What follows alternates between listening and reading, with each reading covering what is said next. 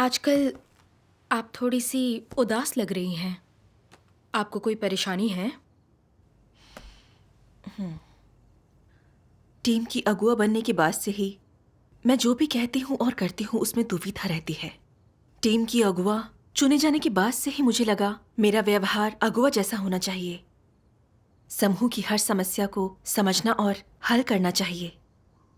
जब भी अपनी राय देनी होती है तो डरती हूँ कि कहीं कोई गलत बात ना कह दूं। कोई उलझन होती है तो भी सब समझने का दिखावा करती हूँ। डरती हूँ लोग ये ना कहें कि मैं इस लायक नहीं, मैं समस्याएं हल नहीं कर पाती। अब समस्याएं भी बढ़ती ही चली जा रही हैं, कम नहीं हो रही। और मेरी हालत अच्छी नहीं है। मुझे नहीं पता अब क्या करूं। कुछ दिनों पहले मेरी हालत भी बिल्कुल आपके जैसी ही थी। साल की शुरुआत में मुझे सिंचन कार्य की टीम का अगुवा चुना गया। मेरे पास कई टीमों की जिम्मेदारी थी। उस वक्त मैंने सोचा, इस पद के लिए चुने जाने का मतलब है मेरे पास कुछ काबिलियत और क्षमता होगी, वरना ये लोग मुझे क्यों चुनते। मुझे लगा सत्य और जीवन प्रवेश के बारे में मेरी समझ दूसरों से बेहतर है। लगा जैसे मुझे सत्य की गहरी समझ हासिल कर अच्छे से कर्तव्य निभाना चाहिए, ताकि सबको यही लगे कि मैं उस कर्तव्य को निभाने के काबिल हूँ। पहले तो मुझे काम के बारे में ज़्यादा जानकारी नहीं थी, तो अनजान चीज़ें सामने आने पर मैं अगुआ या अपने साथ काम करने वाले भाई बहनों से पूछती।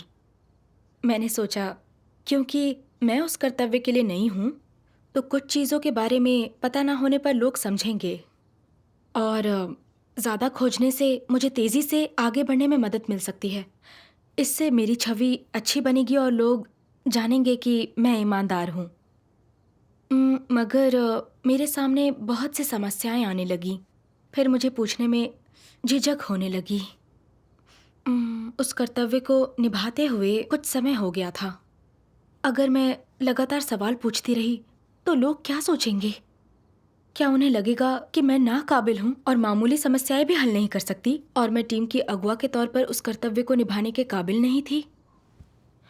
उसके बाद कोई भी समस्या आती तो मैं उलझ जाती, सोच में डूब जाती कि मुझे उनसे सवाल पूछने चाहिए या नहीं। क्या ये ठीक रहेगा? मुझे डर था कि मेरी सोच लोगों को साधारण लगेगी। अगर मुझे लगता कि कुछ समस्याएं मुश्किल नहीं है तो मैं कोई सवाल नहीं पूछती, चुप रहती, खुद उसका हल ढूंढती। इस तरह समस्याएं लगातार बढ़ती ही चली गई और बहुत सी समस्याओं का हल समय पर नहीं हो सका। इससे मेरी चिंता और भी ज्यादा बढ़ गई। क्या लोग सोचेंगे कि मैं अगुआ बनने के काबिल नहीं हूं? सभाओं के दौरान खास तौर पर जब कोई अगुवा वहां होता, परमेश्वर के वचनों पर सहभागिता करते हुए डर रहता। क्या मेरी सहभागिता व्यावहारिक है? क्या मेरी समझ सही है? सहभागिता के बाद मैं सबकी प्रतिक्रिया पर ध्यान देती और अगर कोई मेरी कही बातों के आधार पर अपनी बात कहता तो उसका मतलब ये होता कि मेरी सहभागिता दूसरों को छू रही है, इसमें रोशनी है। इससे पता चलता मुझे स्पष्ट समझ है, मैं कर्तव्य निभा सकती हूँ। मगर सहभागिता के बाद किसी की प्रतिक्रिया नहीं आती तो ऐसे में मुझे बुरा लगता। कुछ समय बाद मुझे अपना काम बहुत बोझिल लगने लगा। मेरे मन में वही बातें घूमती रहती और मुझे बिल्कुल सुकून नहीं मिलता। मैं अपना कर्तव्य अच्छे से निभाना चाहती थी, मगर मन में हमेशा घबराहट होती, कुछ भी सीख नहीं पा रही थी। अपने असली इरादे को मैं पूरी तरह भूल चुकी थी। हाँ, दिखावा करने को लेकर बहुत ज्यादा सतर्क रवैया रखना बोझिल होता है। बिल्कुल। फिर आप उन हालात से कैसे उबर पाई, बताइए ना। मैंने परमेश्वर के सामने जाकर प्रार्थना करते हुए खोजबीन की और उसके वचनों का एक अंश पढ़ा। पढ़कर सुनाती हूँ। बढ़िया। परमेश्वर कहते हैं, लोग स्वयं सृष्टि की वस्तु हैं। क्या सृष्टि की वस्तुएं सर्वशक्तिमान हो सकती हैं? क्या वे पूर्णता और निष्कलंकता हासिल कर सकती हैं? क्या वे हर काम में दक्षता हासिल कर चीज़ों को समझ सकती हैं, हर काम पूरा कर सकती हैं? नहीं। हालांकि मनुष्यों में एक कमजोरी है। जैसे ही लोग किसी कौशल या पेशे को सीख लेते हैं, वे खुद को माहिर मानने लगते हैं। वे रुतबे और हैसियत वाले लोग हैं और वे पेशेवर हैं। चाहे वे खुद को कितना भी सक्षम समझें, वे खुद को आकर्षक दिखाना चाहते हैं। बड़े व्यक्तित्वों के वेश में छिपा लेते हैं, दिखने में पूर्ण और निष्कलंक लगते हैं। दूसरों की नज़रों में वे महान और शक्तिशाली दिखना चाहते हैं, पूरी तरह से सक्षम और कुछ भी कर सकने वाला। जब कुछ लोगों से कुछ करने के लिए कहा जाता है तो वे कहते हैं कि उन्हें पता है कि इसे कैसे करना है, जबकि वे वास्तव में कुछ नहीं जानते होते। बाद में वे चुपके चुपके उसे सीखने की कोशिश करते हैं, लेकिन काफ़ी अध्ययन के बाद भी वे इसे समझ नहीं पाते और सुराग नहीं लगा पाते। ये पूछे जाने पर कि उनका काम कैसा चल रहा है, वे अपने दोषों और कमज़ोरियों को छिपाने के लिए ढोंग करते हैं। कहते हैं कि ये जल्दी हो जाएगा। ये किस तरह का स्वभाव है? ये हद दर्जे का अहंकार है। वे आम आदमी होना, सामान्य व्यक्ति होना या केवल नश्वर जीव नहीं बनना चाहते। वे बस अति मानव या विशेष क्षमताओं या शक्तियों वाला व्यक्ति बनना चाहते हैं। ये बहुत बड़ी समस्या है। जहाँ तक मानवता, कमज़ोरियों, कमियों, अज्ञानता, मूर्खता और समझ की कमी की बात है, वे इन्हें छिपाते हैं ताकि दूसरे ना देख पाएं और छद्म वेश में रहते हैं। इस तरह के लोग आसमान में उड़ते रहते हैं, है कि नहीं? क्या वे सपने नहीं देख रहे हैं? वे नहीं जानते कि वे स्वयं क्या हैं, ना ही वे सामान्य मानवता को जीने का तरीका जानते हैं। उन्होंने एक बार भी व्यवहारिक मनुष्यों की तरह काम नहीं किया है। अगर व्यवहार में लोग ऐसा मार्ग चुनते हैं, हमेशा सिर आसमान में रखते हैं, अपने पैर ज़मीन पर रखने के बजाय हमेशा उड़ना चाहते हैं, फिर समस्याएं तो आएंगी।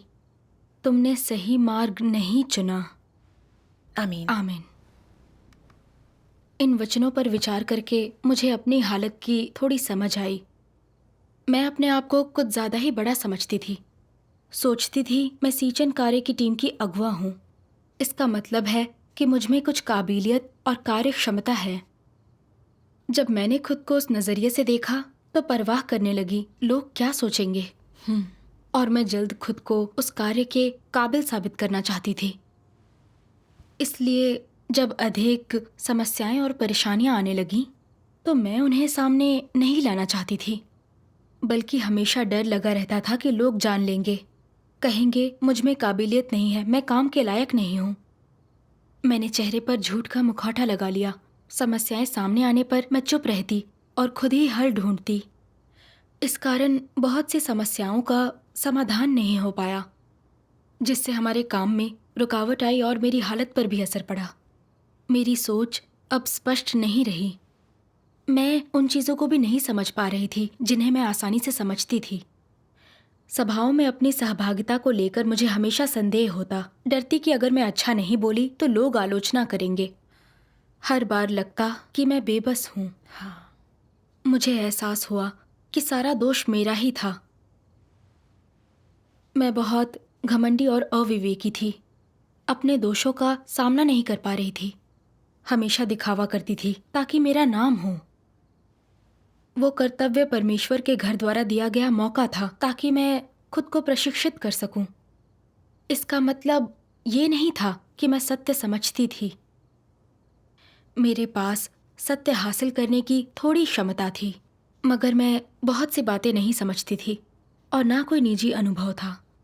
मुझ में कुछ भी खास नहीं था, मगर मैं खुद को बड़ा समझती थी, दिखाने की कोशिश करती थी कि मैं उत्कृष्ट हूँ। मैंने खुद को बढ़ा चढ़ाकर दिखाया, लेकिन अब मेरे पांव ज़मीन पर हैं। ज़रूरत हो तो पूछ लेती हूँ, जो अभ्यास का एकमात्र उचित और व्यवहारिक मार्ग है।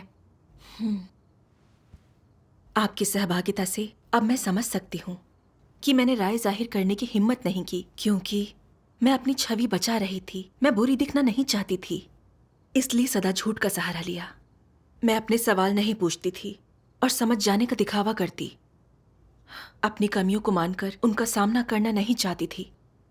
मुझे खुद की समझ नहीं है। वैसे बात समझने के बाद आपने किस तरह से अभ्यास किया? परमेश्वर के वचनों के एक अंश से मुझे कुछ तरीके समझ आए। मैं पढ़कर सुनाती हूँ।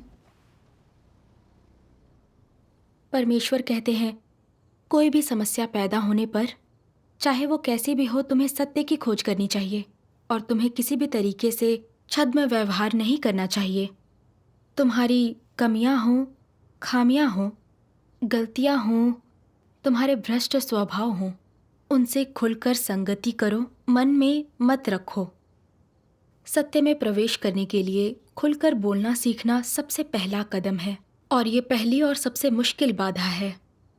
एक बार तुमने इसे पार कर लिया तो सत्य में प्रवेश करना आसान हो जाता है।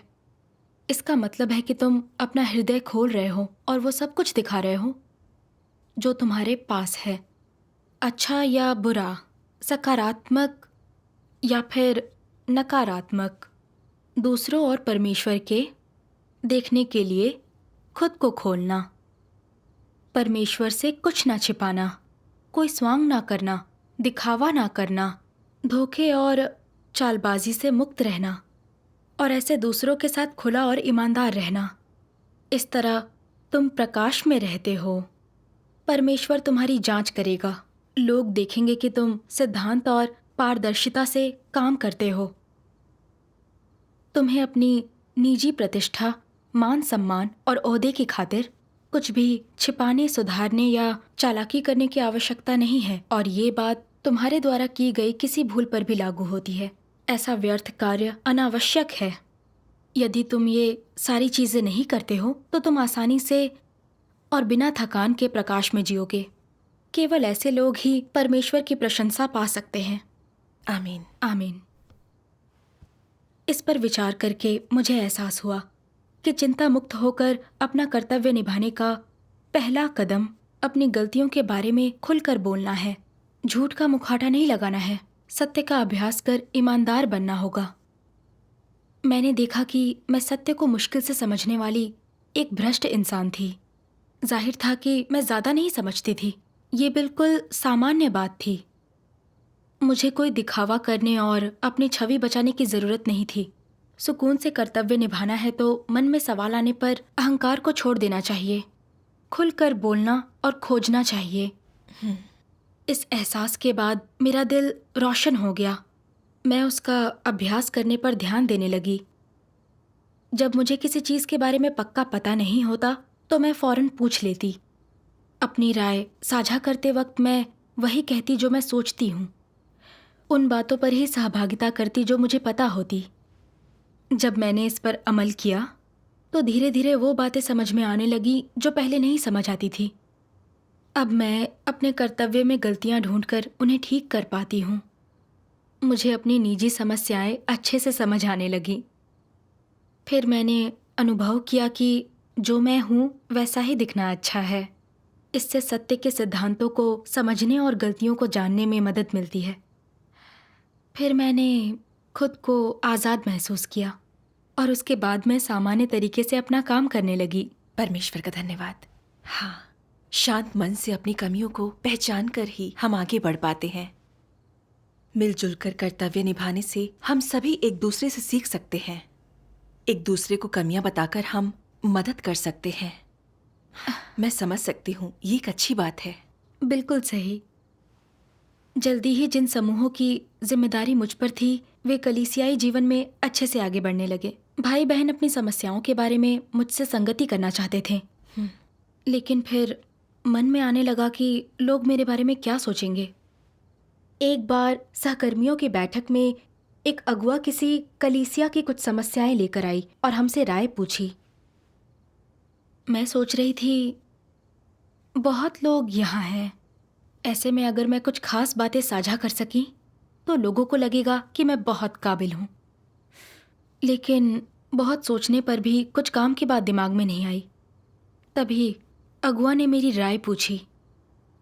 मेरी ज़बान लड़खड़ाने लगी। फिर मैंने एक अस्पष्ट सा सुझाव दे दिया।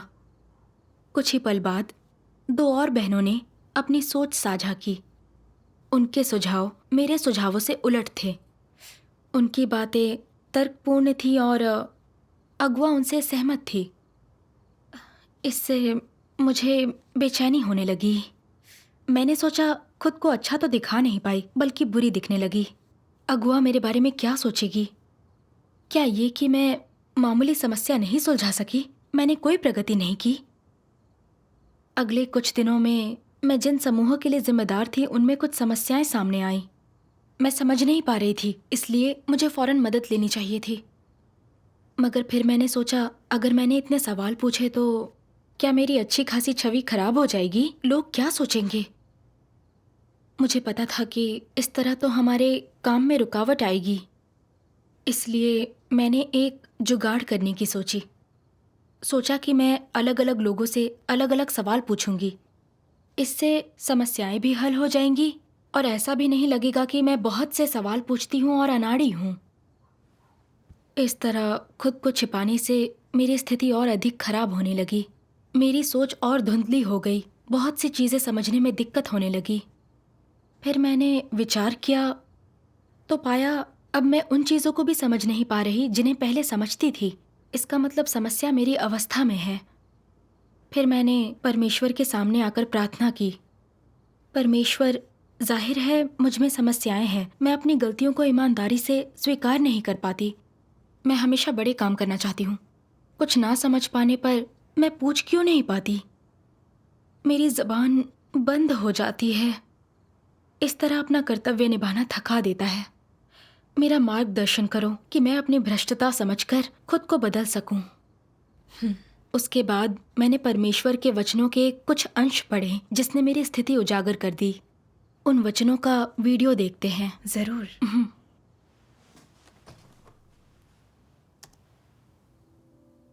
सर्वशक्तिमान परमेश्वर कहते हैं, गलतियां करना या ढोंग करना, इनमें से कौन सी चीज स्वभाव से संबंधित है? ढोंग करना। ढोंग करना अभिमानी स्वभाव का अंग है। इसमें बुराई और विश्वासघात शामिल होता है। लोग इस चीज से घृणा करते हैं और परमेश्वर को भी इससे घृणा है। यदि तुम ढोंग करने या बहाने बनाने की कोशिश नहीं करोगे तो सभी लोग कहेंगे कि तुम ईमानदार और बुद्धिमान हो। और तुम्हें बुद्धिमान क्या चीज बनाती है? सब लोग गलतियां करते हैं। सब में दोष और कमजोरियां होती हैं और वास्तव में सभी में वही भ्रष्ट स्वभाव होता है। अपने आप को दूसरों से अधिक महान, परिपूर्ण और दयालु मत समझो। ये एकदम अनुचित है। जब तुम लोगों के भ्रष्ट स्वभाव और सार और मनुष्य की भ्रष्टता के असली चेहरे को पहचान जाते हो, तब तुम अपनी गलतियों से आश्चर्यचकित नहीं होते। न ही तुम दूसरों की गलतियों पर शिकंजा कसते हो, बल्कि दोनों को संतुलित ढंग से देखते हो। तभी तुम समझदार बनोगे और बेवकूफी की बातें नहीं करोगे, और ये बात तुम्हें बुद्धिमान बना देगी। जो लोग बुद्धिमान नहीं होते, वे पर्दे के पीछे चोरी छिपे अपनी छोटी छोटी गलतियों पर देर तक बात किया करते हैं। देखकर घृणा होती है। वास्तव में तुम जो कुछ भी करते हो वो दूसरों पर तुरंत जाहिर हो जाता है। फिर भी तुम खुल्लम खुल्ला वो काम करते रहते हो। लोगों को ये मस्खरी का प्रदर्शन लगता है। क्या ये बेवकूफी नहीं है? ये सच में बेवकूफी ही है। मूर्ख लोगों में कोई अक्ल नहीं होती। वे कितने भी उपदेश सुन लें, फिर भी उन्हें न तो सत्य समझ में आता है, न ही वे चीजों की असलियत देख पाते हैं। वे हमेशा अहंकार से भरे रहते हैं और सोचते हैं कि वे बाकी सबसे अलग हैं, अधिक योग्य हैं, जो कि मूर्खता है। मूर्खों में आध्यात्मिक समझ नहीं होती, है ना? जिन मामलों में तुम मूर्ख और नासमझ होते हो, वे ऐसे मामले होते हैं जिनमें तुम्हें कोई आध्यात्मिक समझ नहीं होती और तुम सत्य को नहीं समझते। सारा मामला ये है। जब लोग हमेशा मुखौटा लगाए रहते हैं, हमेशा खुद को अच्छा दिखाते हैं, हमेशा ऐसा ढोंग करते हैं जिससे दूसरे उनके बारे में अच्छी राय रखें और अपने दोष या कमियां नहीं देख पाते, जब वे लोगों के सामने हमेशा अपना सर्वश्रेष्ठ और सर्वोत्तम पक्ष प्रस्तुत करने की कोशिश करते हैं, तो ये किस प्रकार का स्वभाव है? ये अहंकार है, कपट है, पाखंड है। ये शैतान का स्वभाव है। ये एक दुष्ट स्वभाव है। शैतानी शासन के सदस्यों को लें, वे पर्दे के पीछे कितना भी लड़ें, झगड़ें या हत्या करें, किसी को भी इसकी शिकायत करने या इसे उजागर करने की अनुमति नहीं होती। इतना ही नहीं, वे इसे छिपाने का हर संभव प्रयास करते हैं। सार्वजनिक रूप से वे ये कहते हुए खुद को पाक साफ दिखाने की पूरी कोशिश करते हैं कि वे लोगों से कितना प्यार करते हैं, वे कितने महान, गौरवशाली और सही हैं। ये शैतान का स्वभाव है। शैतान की प्रकृति के इस पहलू की मुख्य विशेषता क्या है? धोखाधड़ी और छल। और इस धोखाधड़ी और छल का उद्देश्य क्या होता है? लोगों की आंखों में धूल झोंकना, लोगों को अपना सार और असली रंग न देखने देना और इस तरह अपने शासन को मजबूत करने का उद्देश्य हासिल करना। साधारण लोगों में ऐसी शक्ति और हैसियत की कमी हो सकती है, लेकिन वे भी चाहते हैं कि उनके बारे में लोगों की राय अच्छी बने और लोग उन्हें खूब सम्मान की दृष्टि से देखें और अपने दिल में उन्हें ऊंचा स्थान दें। यही होता है भ्रष्ट स्वभाव। जो लोग इन चीजों को नहीं पहचानते, वे कभी अपने दोषों, कमियों और भ्रष्ट अवस्थाओं का उल्लेख नहीं करते, न ही कभी स्वयं को जानने की बात करते हैं। वे क्या कहते हैं? मैंने कई सालों से परमेश्वर में विश्वास किया है। जब मैं कुछ करता हूं तो तुम लोग नहीं जानते कि मैं क्या सोच रहा होता हूं। मैं उन बातों पर विचार करता हूं कि मैं कौन से काम करने योग्य हूं। क्या ये अहंकारी स्वभाव है? अहंकारी स्वभाव की मुख्य विशेषता क्या है? वे कौन सा लक्ष्य प्राप्त करना चाहते हैं? लोगों से अपने बारे में अच्छी राय रखवाना। लोगों से अपने बारे में अच्छी राय रखवाने का उद्देश्य खुद को उनके दिमाग में हैसियत दिलाना है। आमीन। आमीन। परमेश्वर के वचनों पर विचार करने पर समझ आया कि झूठ का मुखौटा लगाकर गलत काम करना काम को बिगाड़ देता है। कोई भी इंसान पूर्ण नहीं है, इसलिए कर्तव्य में सवाल पूछना और गलतियां करना बिल्कुल सामान्य बात है। मगर मुखौटा लगाने के पीछे अहंकार, कपट और दुष्टता के शैतानी स्वभाव होते हैं। हमेशा अपनी कमियों को छिपाना, लोगों को सिर्फ अपने अच्छे पहलू दिखाना ताकि वे आपके बारे में ऊंचा सोचें। परमेश्वर को इससे नफरत है। एक बुद्धिमान इंसान सही तरीके से अपनी कमियों का सामना कर सकता है और इससे उन कमियों की भरपाई कर सकता है। ये आगे बढ़ने का एक मौका है। मगर बेवकूफ़ और अज्ञानी लोग, जिनमें खुद की समझ नहीं होती, अपनी कमियों को कभी स्वीकार नहीं कर सकते। वे बस एक झूठ का मुखौटा लगा लेते हैं, जिसका मतलब है कि समस्याएं कभी हल नहीं हो पाती हैं और वे जीवन में कभी प्रगति नहीं करते। हाँ, अपने रवैये के बारे में फिर से सोचने पर मुझे समझा कि मैं उन अज्ञानी मूर्ख लोगों में से हूँ जिन्हें परमेश्वर उजागर करता है। जब मैं अपना कर्तव्य ठीक से निभाने लगी तो मुझे लगा कि मैं उतनी बुरी नहीं थी। मैं अगुआ बनने के काबिल थी। मैं समस्याएं हल कर सकती थी।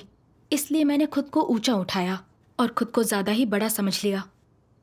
इसलिए जब ऐसी समस्याएं आती जिनका हल मेरे पास ना हो तो मैं दुविधा में पड़ जाती। डर लगता कोई गलत बात कहकर अपनी छवि खराब ना कर लूं। तब मैंने अपनी राय ज़्यादा जाहिर ना करने और ज़्यादा सवाल ना पूछने का फ़ैसला किया। जब मैंने मदद मांगी तो भी अपनी काबिलियत दिखाने के लिए मुश्किल सवाल ही चुनती। मैं नहीं चाहती थी हर कोई जाने कि मुझे कहाँ दिक्कत है। मैं खेल तक खेल गई, अलग लोगों से अलग सवाल किए ताकि मुझे अनदेखा ना किया जाए। मैं सचमुच अहंकारी और कपटी थी। मुझे खुद की समझ नहीं थी। अलग अलग तरीके से दिखावा किया ताकि लोग मेरे बारे में ऊंचा सोचें। मैं कितनी बेवकूफ़ थी। परमेश्वर और लोगों की घृणा के काबिल थी। मैंने अपना नाम और रुतबा बचाने के लिए अपनी कमियों को छिपाया, अपने कर्तव्य की समस्याओं को बिना सुलझाए ही छोड़ दिया। मैंने परमेश्वर के घर के कार्य में रुकावट डाली। मैं क्या सोच रही थी? मैं कितनी नीच और दुष्ट थी। दिखावा करके मैं कुछ समय तक अपने पद पर रह सकती थी, मगर परमेश्वर सब जांचता है। कलीसिया के काम में देरी करने और उसे धोखा देने के कारण परमेश्वर कभी ना कभी मुझे हटा ही देता। मसीह विरोधी खास तौर पर रुतबे को संजोते हैं। अपने रुतबे की खातिर परमेश्वर के घर के हितों को भी ताक पर रख देते हैं। मेरे विचार मसीह विरोधियों के विचार और स्वभाव से कैसे अलग थे? मैं सोच रही थी कि उस पद से मुझे क्या लाभ हुआ। इससे मैं अपनी कमियों को मानने से कतराने लगी। मेरा विवेक खत्म हो गया। समस्याओं का सामना होने पर मैंने सत्य की खोज ना करके एक मुखौटा लगा लिया और अधिक से अधिक कपटी बन गई। मसीह विरोधी मार्ग पर चलने से परमेश्वर घृणा कर मुझे हटा देता। इससे परमेश्वर के घर के कार्य को नुकसान होता। तब जाकर मुझे एहसास हुआ कि उस मार्ग पर चलना कितना खतरनाक था। ये मेरे लिए एक चेतावनी थी। हाँ। अब ये बात मुझे समझ आ गई है कि हमेशा अपनी कमियों को छिपाना दरअसल खुद को बेहद काबिल दिखाने की कोशिश करना है, ताकि लोग मेरे बारे में ऊंचा सोचें और उनके दिलों में मेरी जगह बने। ये एक मसीह विरोधी का मार्ग है। इससे कलीसिया के काम में देरी होगी और मुझे हटा दिया जाएगा। ये एक अच्छा मार्ग नहीं है। बिल्कुल नहीं। अभ्यास के मार्ग के साथ मैंने परमेश्वर के और वचन पढ़े। इससे मेरा मन और भी मुक्त हो गया। मैं पढ़कर सुनाती हूँ।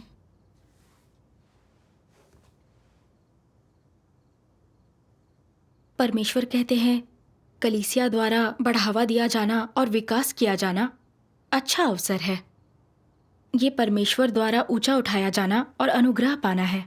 तो फिर उन्हें अपना कर्तव्य कैसे निभाना चाहिए? पालन किए जाने वाला पहला सिद्धांत है सत्य को समझना। अगर सत्य की समझ ना हो तो उन्हें सत्य की खोज करनी चाहिए। फिर भी ना समझे तो किसी के साथ संगति कर सकते हैं। उन्हें लोगों के साथ तालमेल बिठाकर काम करना, प्रश्न पूछना और खोजना चाहिए।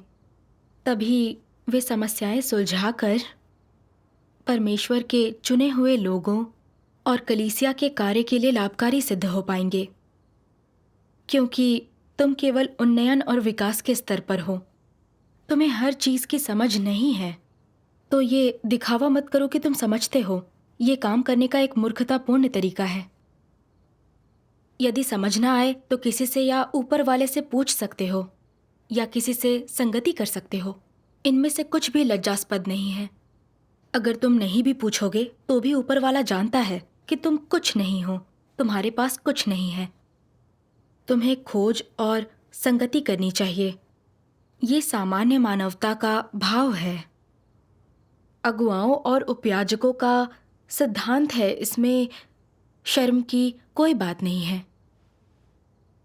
अगर तुम्हें लगे कि बतौर अगुआ सिद्धांत समझ में नहीं आ रहे, दूसरों से और ऊपर वाले से पूछना शर्मनाक है और समझने का दिखावा करते हो कि तुम ये काम कर सकते हो, तुम इस काम में अच्छे हो, तुम्हें दूसरों के संकेतों, संगति, पोषण और सहायता की आवश्यकता नहीं है, तो ये खतरनाक है। देर सवेर तुम्हें बदल दिया जाएगा, क्योंकि ये उन्नयन और विकास हेतु ईश गृह की शर्तों के विपरीत है। तुम खुद को सक्षम मानते हो, लेकिन ये एहसास होना चाहिए कि तुम कुछ भी करने में सक्षम नहीं हो। तुम केवल सीखने के स्तर पर ही हो। यही समझ तुम्हारे अंदर होनी चाहिए। खोजना और संगति करना, यही वे चीजें हैं जिनका तुम्हें अभ्यास करना चाहिए। आमीन। इस अंश पर विचार करने पर मैंने जाना कि परमेश्वर का घर लोगों को तरक्की देकर अभ्यास का मौका देता है। इसका मतलब ये नहीं कि वे सत्य समझते हैं और परमेश्वर के इस्तेमाल के लायक हैं। अपने अभ्यास में उन्हें सभी तरह की वास्तविक समस्याओं का सामना करना होगा। अगर वे सत्य की खोज करते हुए सहभागिता करते रहें तो धीरे धीरे उन्हें सिद्धांतों के अलग अलग पहलुओं की समझ होने लगेगी। फिर वे समस्याएं हल करते हुए कर्तव्य अच्छे से निभा सकते हैं। मैं जानती थी मुझे अच्छी तरह अपनी कमियों का सामना करते हुए खुद को समझना होगा, सत्य की खोज करनी होगी, समस्याएं आने पर विचार विमर्श और सहभागिता करनी होगी और अपना पूरा योगदान देना होगा। फिर अगर किसी दिन ये पता चल भी जाता है कि मेरे पास काबिलियत नहीं है, मैं उस काम के लायक नहीं हूँ, तो कम से कम मेरा ज़मीर बिल्कुल साफ होगा। हाँ, इस पर विचार करने के बाद मुझे काफ़ी सुकून महसूस हुआ। मुझे लगातार दिखावा करने की नहीं बल्कि ईमानदार बनने, अपनी कमज़ोरियों और कमियों का सामना करने की ज़रूरत थी। उसके बाद हमारी टीम की चर्चाओं में मैंने ईमानदारी से अपनी राय रखने की कोशिश की। पहले तो मुझे थोड़ा संकोच होता, डर लगता कहीं कोई गलत बात ना कह दूं और लोगों को ऐसा ना लगे कि मेरी समझ उथली है। खास तौर पर जब ऐसी समस्याएं आती जिन्हें मैं ठीक से नहीं समझती, तो उन पर मेरी राय बहुत साफ नहीं होती थी। मेरा दिल जोरों से धड़कने लगता। क्या हर कोई मेरी असलियत समझ जाएगा? मगर मैंने खुद को याद दिलाया कि यही मेरा वास्तविक स्तर है। अगर कोई मेरे बारे में नीचा सोचता है तो कोई बात नहीं, ज़रूरी ये है कि मैं परमेश्वर के सामने ईमानदार रहूं। अपने विचार व्यक्त करना और चर्चाओं में हिस्सा लेना मेरा कर्तव्य है। यही जीने का एकमात्र शांतिपूर्ण तरीका है। परमेश्वर का धन्यवाद। उसके बाद अपने कर्तव्य में कुछ ना समझ पाने पर मैं जाकर दूसरों से उनके विचार पूछती। अब भी कभी कभार डर लगता है कि लोग मुझे नीची नज़र से देखेंगे, मगर ये सोचकर कि अपना मान बचाने के लिए अपने दोष छिपाने से परमेश्वर के घर के कार्य को नुकसान पहुंच सकता है, मैं उस आवेग से मुंह मोड़ने की कोशिश करती और दूसरों से मदद मांगती। जब मैंने ऐसा किया तो मुझे वे बातें समझ आने लगी जो पहले समझ नहीं आती थी। अब मुझे पहले से अधिक शांति महसूस हुई। कभी कभी भाई बहनों की समझ मेरे मुकाबले अधिक सटीक होती, तो मैं सोचने लगती कि कहीं कोई ऐसा तो नहीं सोच रहा कि मैं किसी काम की नहीं।